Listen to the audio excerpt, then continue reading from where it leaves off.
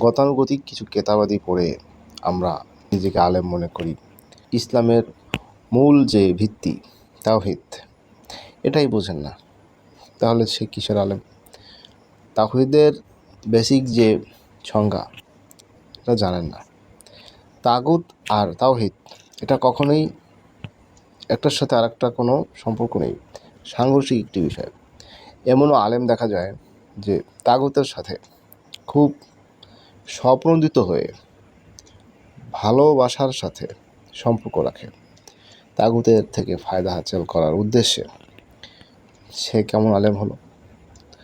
আর যদি আলেম হয়েও থাকে, বিষয়টা বুঝে সে, এরপরও সে এই কাজ করে, তাহলে তো সে ওলামায়ে সুর মধ্যে গণ্য। আর যদি নাই বুঝে, তাহলে তো সে বেকুব, সে কিসের আলেম? আমি এটাই বোঝাতে চাচ্ছি।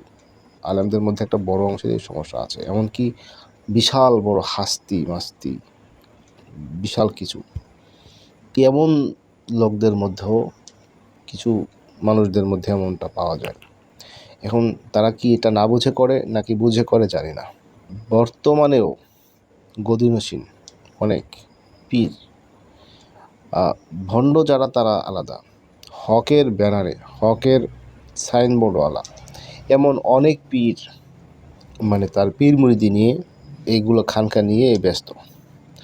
এর বাইরে বাংলাদেশে যদি কিয়ামতও হয়ে যায়, সে হাতের থেকে মালা, তসবি মালা এটা সে খুলবে না, কারণ এটাই তার মানে একটা সাইনবোর্ড, ভেস। ওই যে তসবি জপে ওটা কি আল্লাহর জন্য কিনা না রুজি রুটির জন্য কিনা, এটা মাবুদ আল্লাহ ছাড়া কেউ জানে না।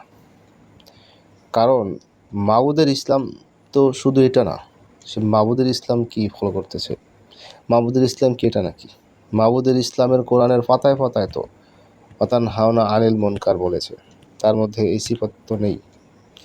সে তো মাবুদের ইসলাম মানে না, সে তো একটা নিজের পেটের ইসলাম পালন করতেছে। আবার এক শ্রেণীর বোকা মুসলমান সেখানে যাচ্ছে।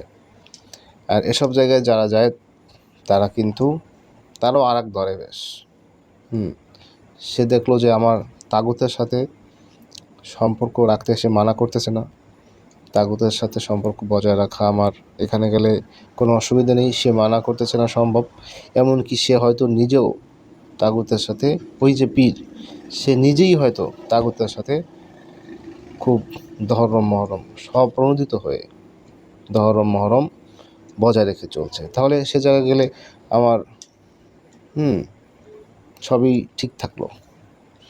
এই যে আসলে যেমন তার কাছে যায় তেমন লোকেরা এখানে সাচ্চা তাওহীদবাদীরা যাবে না, যায় না, যায় এই ধরনের মানুষেরা। আর তারাও জাতিকে, মানুষকে মিসগাইডেড করছে। আসলে এরা উভয়ই কিনা কিয়ামতের মাঠে জবাবদিহিতার আওতায় আসে। আল্লাহ মালুম। সর্বোপরি আল্লাহ তাআলা আমাদের সকলকে হেদায়েত দান করেন।